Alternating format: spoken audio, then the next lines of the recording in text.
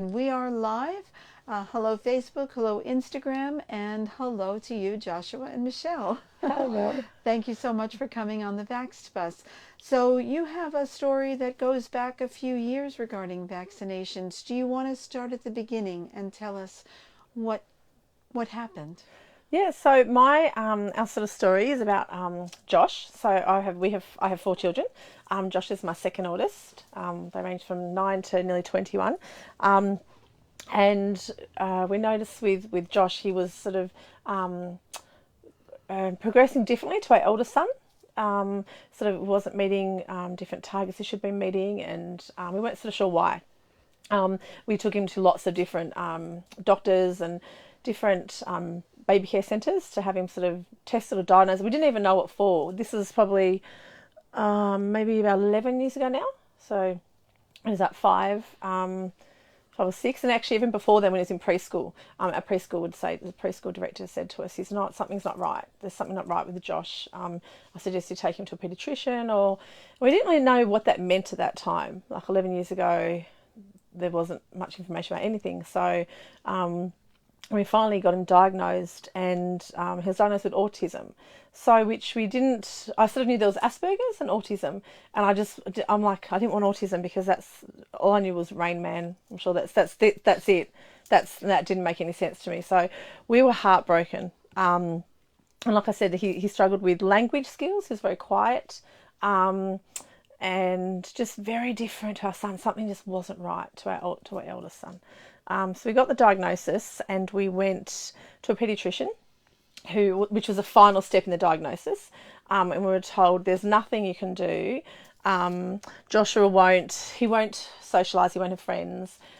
He won't really be able to show love or care for people. He won't do well at school. Won't understand other people's emotions. What? Yeah, won't Facial understand. expressions. Yep, won't understand facial expression, other people's emotions. What else? There's this whole laundry list of things that he's not going to do. And there's nothing you can do for him. So all you can do, they gave him a prescription for antipsychotic medication and said, this is what he needs to take. And I was like, okay, and how often? They said 3 times a day. I said, oh, for how long? They said the rest of his life. And I was like, I don't know. He was 6. By the time we got the final diagnosis, because it took us several years, that was it, and that was all we're left with. And we're like, I don't understand that. Surely that's not it. And this was, like I said, 11 years ago, so there wasn't a lot of information. I didn't really know what to even look for. That was just what you meant to do. And so I think I got the prescription filled, and it sat there. And something in me was like, I can't be right. That doesn't make sense. So we decided not to. My hubby and I, Rowan, decided not to go down that path. Smart mum. Just no, which was very contradictory to what I sort of had always been, just do what you're told, sort of thing, doctors and that. So we made a decision not to do that, because we thought if that's the diagnosis of what they've planned for him and that's what they're going to give him, we're going to say no to that, to those results, and we're going to try and find other ways.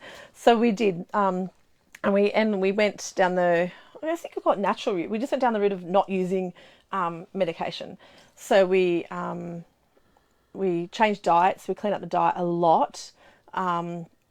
We did that. That sort of helped. He changed schools to an Aspect school, so he got to an Aspect class. What's that mean? So that was Aspect, a great organisation here in Sydney, or on the Central Coast. I think they're also in Sydney. And he was in a satellite class, so in a mainstream school, but in a class with 2 teachers and 6 children. And he did that for 2 years. And his teachers were beautiful, and they just made all the difference in the world. The care he got, the social stories they always did, the things on the walls to explain things, it honestly was a saving grace. I think one Absolutely. of the things wasn't honey. Like, it was hard to leave our school, our little Catholic school was very hard, but we did, and it was worth the 2 years before he then came back to mainstream, which is our goal. We want mainstream. I said, we were like, he needs to live in this world. There's no point, raising him in a way that he can't function. We want him to be a fully functioning, adult, going out there and making a difference in the world and enjoying life. So, but at school we sort of found that there was things that he was very good at school, and I was like, I don't understand, because at home he just seemed to be a bit chaotic.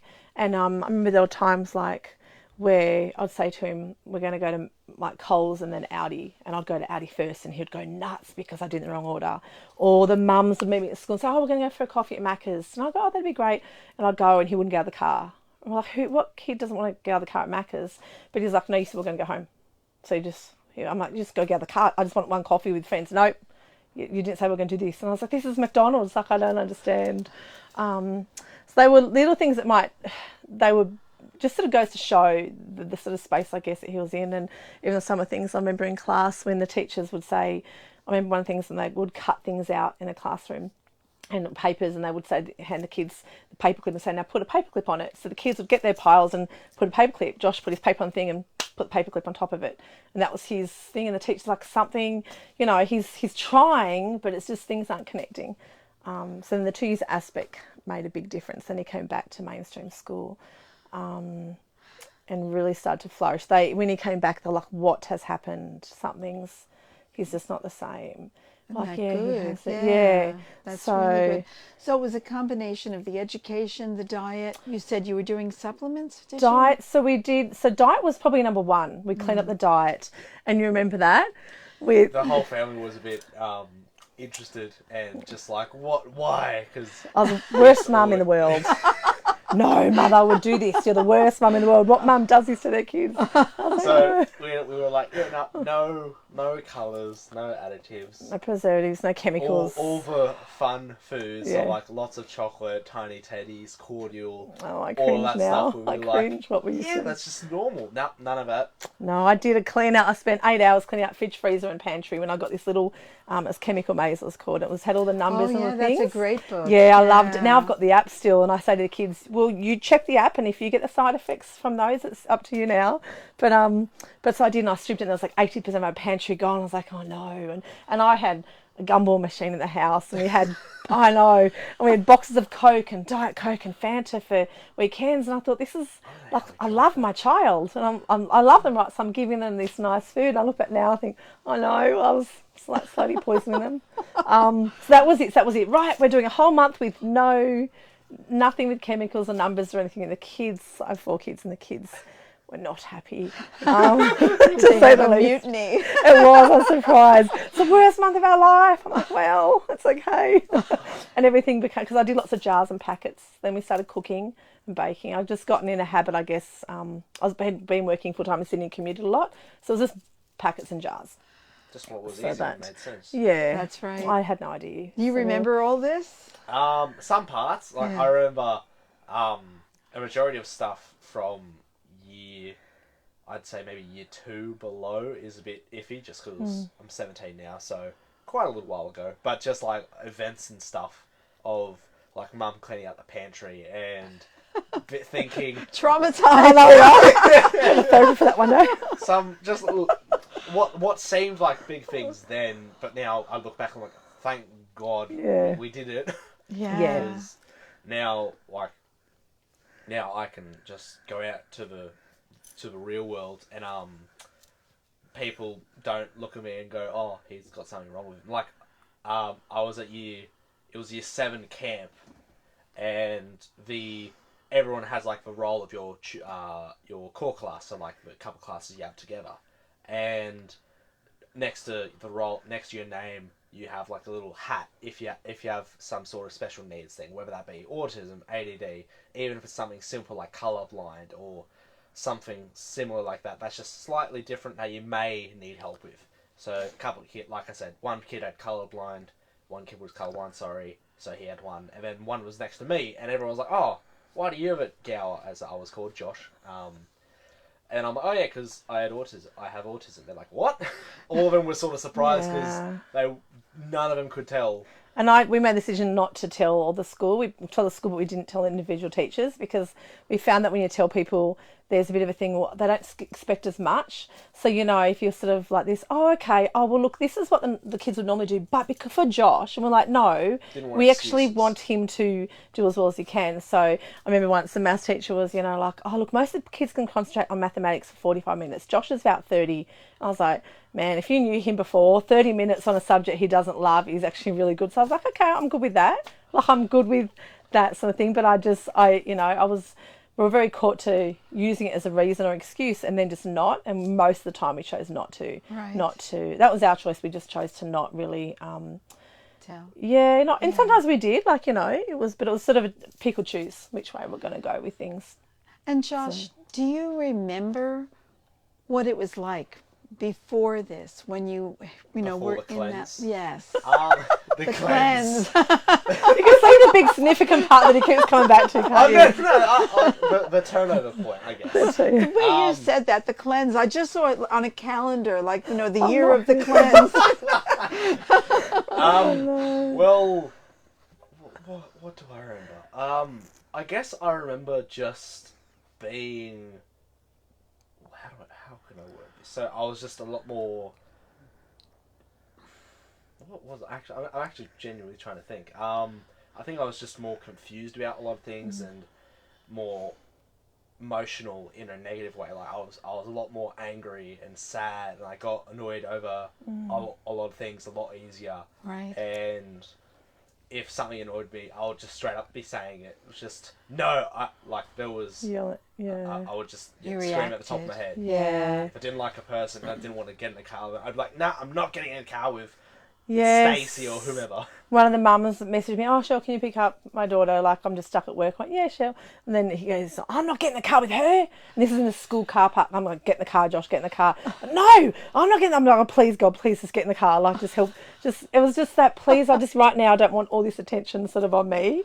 We'll deal with this when we get in the car." So Yeah. that was some of the things that I remember dealing with at the time. It was just that sort of that aggro and that, you know, lack of awareness of what's going on, and Yes. over emotional, you know, I'm going to leave home and I wish I lived with someone else, and just all this stuff. It's like, where does this sort of come from? You know, the lack of self-regulation and, negative thoughts and things like that. And where did it come from? Do you think that Josh's autism came from vaccines? Yeah, I do. I really do.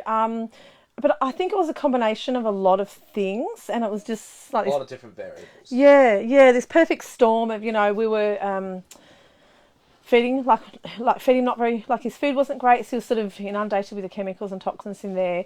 There's a lot of screen time. I was then sort of started working for myself a bit, so I put him in front of the computer a lot, hours upon hours, and even the doctor said, "Oh, but he's happy, he's quiet, so it doesn't matter." And I believed that. Oh, okay, 6 hours is fine. I look back now, I don't know why I didn't think these things through, but I was like, well, that's what someone said, right? Doctor said it's fine. Yeah. So I think it was, you know, definitely the vaccines and that's because I sort of noticed it more after his 3-year ones as well. And it's sort of progressive, and I never clicked that was it. Were there obvious reactions to vaccination, or was it just a sort of, as you said, a progression? Nothing. It wasn't like a very big regression. He just stopped to develop, like after the sort of 3 years ones, the language and that just didn't sort of happen, and the understanding skills didn't sort of happen. You know, I remember we took a speech therapy, and she said to Josh, "Pick up the little giraffe and the big tiger, and put the little giraffe behind the big tiger, and you sort of get the giraffe and tiger." And I meant to do something with that, but I don't, you know. And by that time, he was already at school, so you think that sort of. He'd been going for a couple of years, so those sorts of things should have picked up. One step at a time person. Yeah, Right. yes, very much so. So we always had the chart up on the wall, what you have to wear to school. Here's a picture of his t-shirt, picture of his shorts, picture of his undies, picture of socks, everything to make it very clear what he had to. And that was, I remember that one thing I had a chart, and it had his school uniform and which day was the sport and the pictures. So Monday, this is the photos, pictures and this. And I just used the same pair of like underwear for each day. And there was a day where there was not that colour undies to wear. And I'm like, "Oh no, you don't have to wear that colour undies, but it says this colour." I'm like, "No, just a pair." It was just this, I was like, wow. Very literal. Yes. It's like, no, I don't really care. But it was those sorts of little things that you just weren't quite normal. And yes, it was sort of progressive, and things that just weren't, wasn't just moving forward. He sort of stopped at that stage. Yeah. So, and we kept vaccinating, the same with our other children. But we'd started to change things with them as well. So. And when did you decide to stop vaccinating? I'm assuming you did. Yes. So our 9-year-old, our youngest is 9, and his last ones were at 6 months. So 8.5 years. Right. Was right. was when we just went, no, that's it anymore. And he's probably the most robust, most healthy of all 4 of them. He just can't keep him down. He he just doesn't get sick, and if he does, he's over in a couple of hours, sorts of things. Wakes up with sniffles and it's gone in the afternoon. Yeah. He's just so healthy. So you can see that difference. It's Yes. funny because when you have a family with 4 children or 5 children and you vaccinate some a lot and you vaccinate others not at all or a little, you can really compare the difference. And to me, that's like proof positive. It is. Yeah. Oh, I do know. I can look at them, and I mean, there's 12 years difference. So my eldest is 21 in a few weeks, and our youngest is 9. And even just looking at the number of vaccines they had, like when my eldest was born, chickenpox vaccine didn't exist, and now it's like you're going to die if you don't have it. I'm like, what? Like it's so I've been able to see the changes, like because I've got the kids at the different age brackets. So, and that was one of the things as well. It's like, you know, when the year 7 came to year 7 and Gardasil and that was coming, it's like, you're not having that. Just have a day off, cool. You're staying home. Yeah. I'm not going to argue. You're not going to school today. It's not necessary. So we've made that conscious decision after going the other way. And that was a hard change to realise that you're making a stance completely opposite to what you've always thought, and which goes against how you've parented for so long. Yeah. It's and then you've got it's a battle, you know, and it's hard, but we don't regret it. And so now we sort of can look back at this list of what Josh will never achieve. We were told he won't, right? And now it's like he's got great friends. You know, he's one of the Year 12 prefects this year. Wow. Aren't you? You've got the teachers adore him. He's got mates. He's got a job that he absolutely loves, working with kids. He does like more than 100 hours of community service every year with his school. And it's just like, this is what you told us to expect. This is what he has in his life now.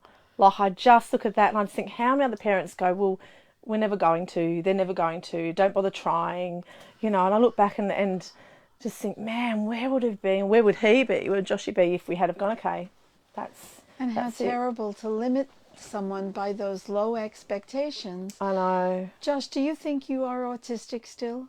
Absolutely not. No, I wouldn't think so either. You're articulate, you're intelligent, it's obvious, you're very friendly.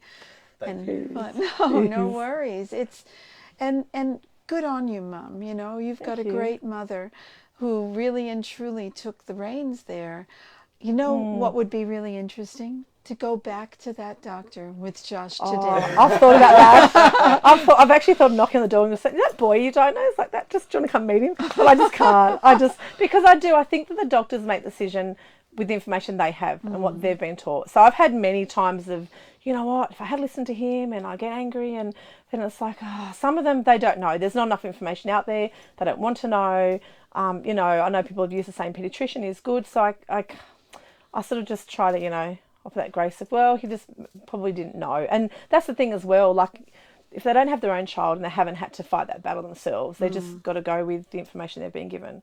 But that's where now we're very big on researching, and I said to kids, don't even trust me, you look, research. Don't know, like, just go figure it out for yourself and then come back and have conversations, but don't just believe what I tell you. Better to question everything than blindly accept everything. Yeah. Absolutely. That is one of the smartest and, I guess, healthiest things you can do in life, is to always be questioning, always be learning. Yeah. That's one of the things that really concerns me about the medical profession, is they have lost their sense of curiosity. Yeah. Medicine and science used to be about, I studied science and I loved it. It was exploration. It was always something new to learn. Yep. And now it's like, well, this is what we learned. We're never going to try to learn anything else. This is the truth. This is it. Science is settled. Science is settled. I hear that all the time, like, since when? And in what other areas science settled? Because aren't we always saying we're trying to break through and we're researching? It's like, okay, well, why is this settled? You know? And that's the thing. It's like, you do have to have that curiosity. And I didn't have it, and it was... but then in saying that, when my eldest was... When I first had him, I remember taking him to the baby clinic, and I didn't want to have his vaccines. Something within me I was only crying, and I'm like, something's wrong, this is so wrong, it feels so wrong. I was only 23 when I had him, so I was still, hadn't really, very new to parenting. I just sort of, you know, and I remember the baby nurse saying, but you don't want your son to die, like, he'll die if he doesn't have it. And I was like, I want my son to die. And I ended up saying to my husband, I can't do this, you actually need to take him, I cannot go, it just feels so wrong.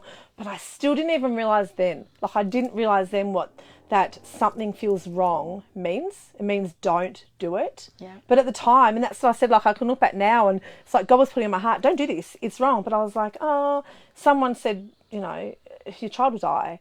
And, you know, if you're a good mum, you'll do this. And I'm like, well, I want to be a good mum. So I did this, right?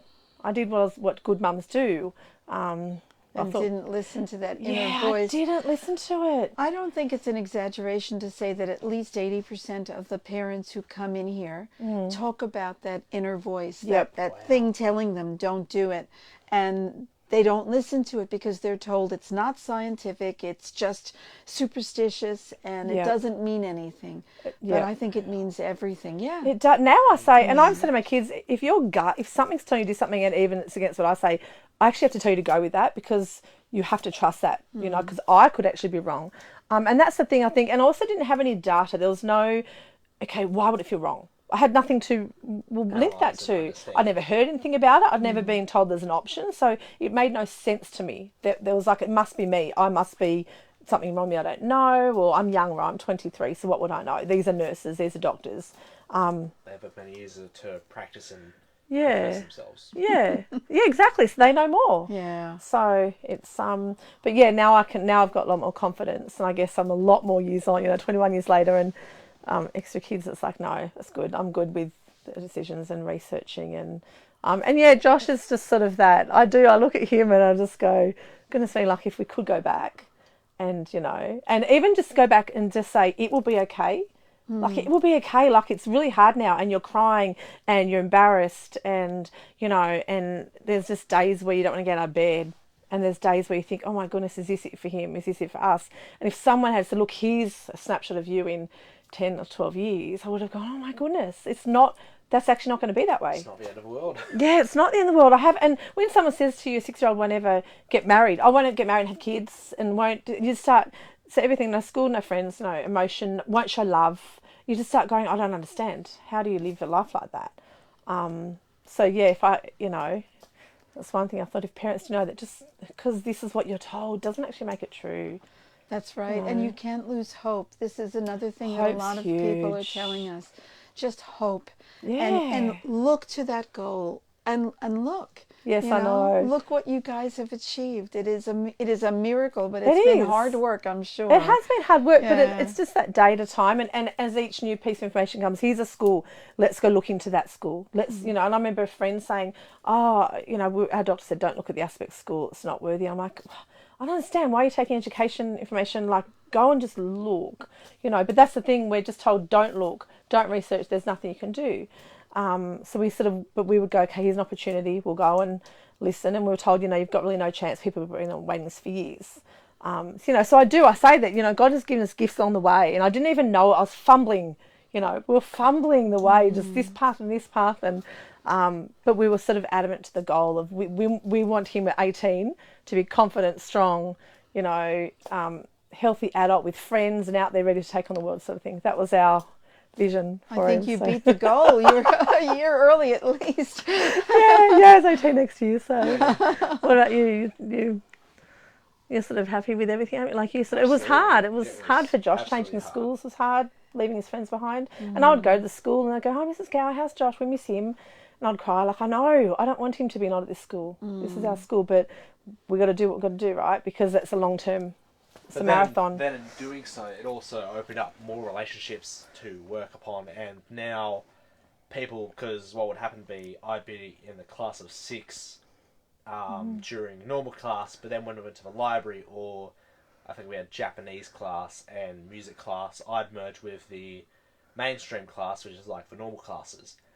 And then through those classes, and then like recess and lunch, I got to know the other students. And then now, for the students that went to that school, that went to where I go now, St. Eddie's. To high school, yeah. I've known them since then, now in year 7 and up to now. It's opened up a lot more relationships. Yes, you've got friends from different schools now. So you're in a good place now, Josh. Absolutely. Yeah, that's fantastic. I love success stories. Yes. I just love this because there are people watching this who are probably in that space you were in when the doctor said to you, just give up hope. It's never going to get better. And they take it so quickly. It can be taken from you so quickly. It's like, what? Like in half an hour, you just wiped out my son's whole life. I don't understand that. And, it's that sort of, I don't know, that doesn't make sense. How can that be? you know. And that's the thing, you don't know. No one actually knows future.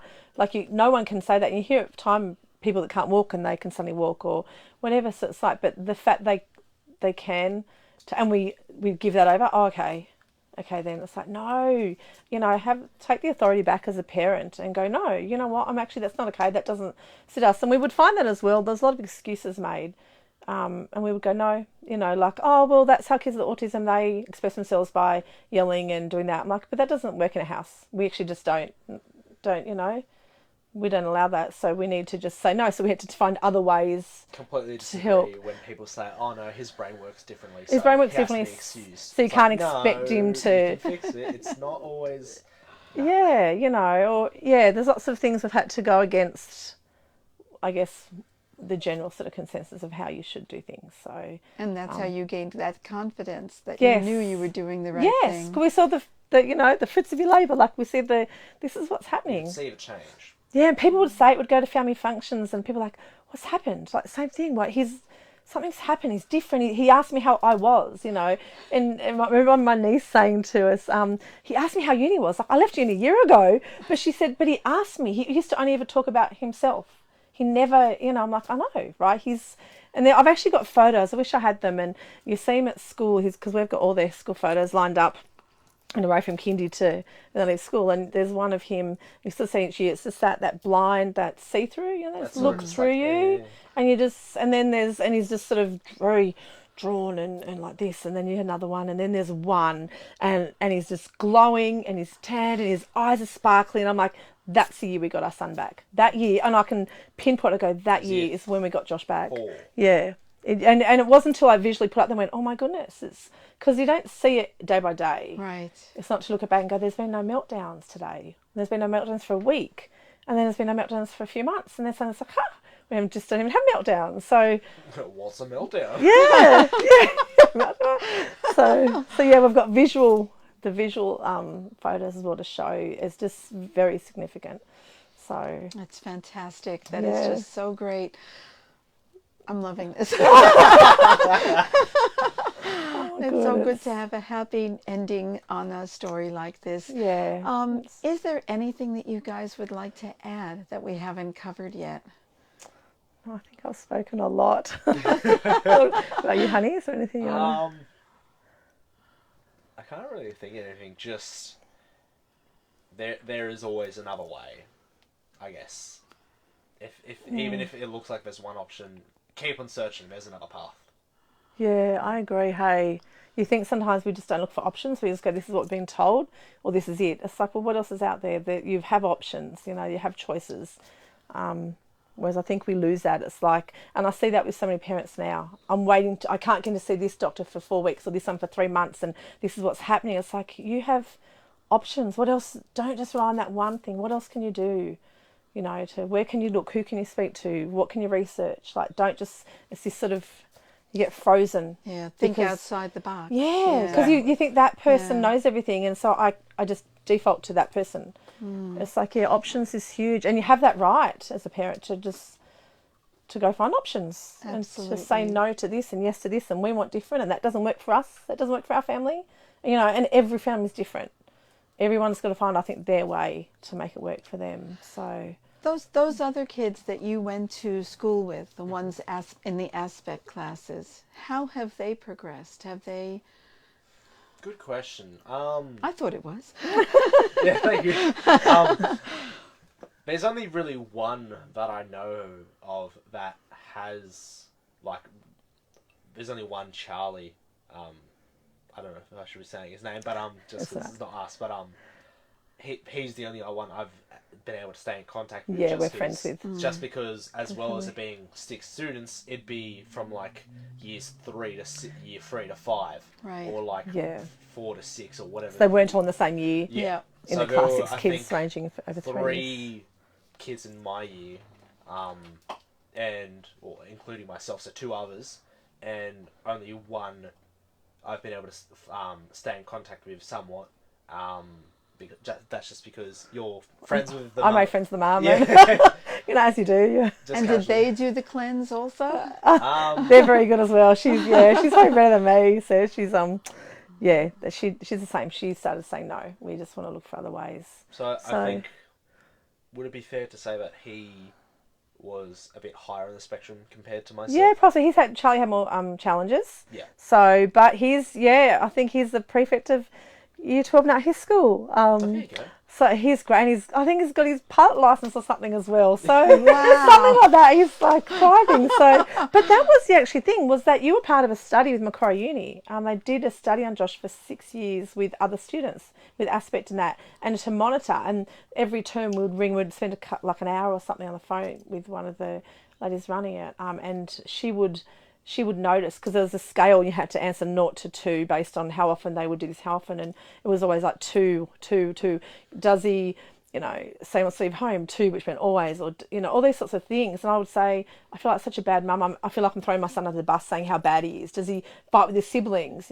2 meaning yes, a lot more than normal. And then by the time we got to the end of the study, after however many years, it was like 0, 0, 0, 0. And I remember saying to her, like, do you hear my answer? She's like, yes. And she was surprised. She said, you know what, there's no other child in this program that's done what he's done.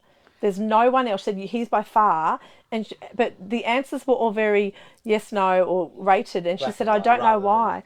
Yeah. And she said, explain it a bit more.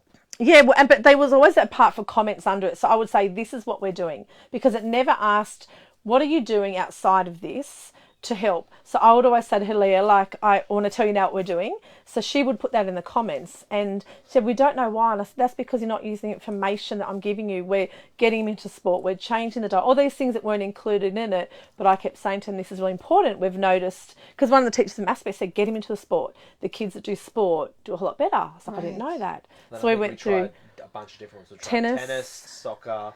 Soccer was overwhelming. 10-pin bowling, you loved. That was his thing, wasn't it? Yeah. Yeah, and then parkour. So, the run round and all that. Parkour, where they run off sides of walls and stuff. Trampolining. So, but that was sort of little hints. And that's what I say to him. We've got him into sport. We've cleaned up the diet. Screen time's all but gone. That caused meltdowns in the house. But that was, so gaming went from every afternoon to Friday nights and after midday on a Saturday. That was it for any screen time sort of thing. So I would say to her, you need to know this information, because, it's actually, that's what plays a part in what Also, he's changing. I just remembered, just like my lack of allowance of food, like how I just did not want the typical sort of yellow diet, it's the nuggets, the hot chips, or the boiled rice. Like, that's pretty much what he ate. didn't really like many foods. No, now he makes his own pesto sauce, he bakes, he cooks dinner once a week with his little brother, and they do like twice a week. At the moment they're doing twice a week because I'm studying, so I'm running out of time. You're right, twice. So they do everything from scratch. So, I'm going to butter chicken, like, Mum, all from scratch, or whatever it is. And it's like, this is the boy that would just have boiled rice, and we'd have to try and hide some things in it. You do the hiding of Even when we food. went to Macca's, it would either be like chips and nuggets, but if I wanted a burger, it'd just be the bun, the meat, and then that's it. And then I think after like a couple of years, I got cheese with it, because I was like, I like cheese. That's fine. So that was the battle as well. It's hiding, sneaking foods in, and some food sort of supplements, and just to get those nutrients. That was as well. There was no nutrients. So when he was having these cocktails of food and vaccines, and even the skincare and everything we used, there was no nutrients going in, because it was nuggets, chips, Vegemite on toast, things like that. So, and now it's pretty much, and then we went through just try everything 3 times, just 3 mouthfuls, because the first time you're going to hate it. It's a given, right? Because it's something Mum's making you try and eat. Second time you might be bearable. Third time you might, you'll actually take the time to taste it. So that was this. And was it hard convincing Josh to actually go for that third bite? Sometimes, yes. Sometimes the first bite, I'd just like, no. Yep. All right. Well, you tried it at least. Yeah. And then it was slowly, then bit by bit, I'd hide things when we were making zucchini slice and saying it's a cheese slice, because I'd grate the zucchini so it wouldn't look green. It's a cheese slice, and I wasn't lying because it had cheese in it. Always had to make sure I didn't lie, so I'd beat around the bush. Yeah. So and now it's pretty much anything goes. That story you told about the Macquarie study, was it Macquarie? Yeah, Macquarie University. Yeah, that's so frustrating to me, because what is the point of doing a study if you're not actually even going to look at why someone like Josh excelled? Thrives, yeah. The whole idea to me of doing a study is to find out what's going to work. Yes. And I think this one was to compare Aspect School with a school in South Australia, I believe, offering a similar program. So it was really around the educational, like the learning More sort of so criteria. analytics rather than answers. Yes, Right. yeah, it was a lot of data, like, you know, figures and that. So, but for them to get a much clearer picture, and I did say the school have a lot to do with it. I still, like, his teachers are excellent, like, beautiful. I'm, you know, friends with them on Facebook, and I just love it. And her and the preschool we went to, like, it was a combination of people. It wasn't just mum and dad doing our thing. It was people supporting us. Much support. Much support. There was a lot of people that, and there was a lot of people that didn't, you know, well, you should just accept him for what he is. I'm like, yeah, I don't accept when he's banging his head against a pole at school because he doesn't know what to do. I'm just, you know, it's... Yeah, I remember that story very well. You know, the classic no hat, no play rule at school. Forgot my hat or left it at home or whatever it may be. All my friends were out on the oval and I didn't know what to do, so I was stuck in the cola, as it was called, just the undercover area. Yeah, the undercover area, and right. walked over to a sort of like the hollow drain poles where like the rain comes in and then it collects it down to whatever. Which just went over there and bang, just hit my head over it. Were you in pain at the time, or? I think I was just sad and Right. didn't know. I think, well, I remember because the idea was if you don't have your hat, you can't play, you can also go to the library. The librarian was away that day, so he went to the library, and then she wasn't there, so I don't know what to do next. Like, he couldn't comprehend, well, now what? So that was my backup plan, it's not there, so so he didn't know what to do, so he just got so confused, so he just had against poles. Just that was him, you know. And so when people go, you should just accept your son for the way out, it's like, you actually don't have the right to say, it's fine to sit there and go, my son head bangs pole, and that it's not okay for me to worry about that. Like, it's, you know, I'd go and I'd be on canteen, I'd see him just like walking around the chairs, like, you know, the stools and the playground, he'd just be just circling them. I'm like, no, that's not okay. Like, I want more for him. We want more for him than this. So that was some of the things that, you know, when I think back, I'm like, wow, I forget some of these things. I forget, you know, standing in the canteen crying, going, is this it? Like, is this it? Just walk. And so his friends are playing there and he's just circling the chairs while they're playing. It's like, I was playing with friends, but that's not playing with them. That's playing beside them. Yeah. It's not even playing beside them. It's just confusion around chairs. So, there's probably many things that I sort of forget about after all these, you know, after the years of how... like a book and just write down every story. You should. Yeah. Yeah.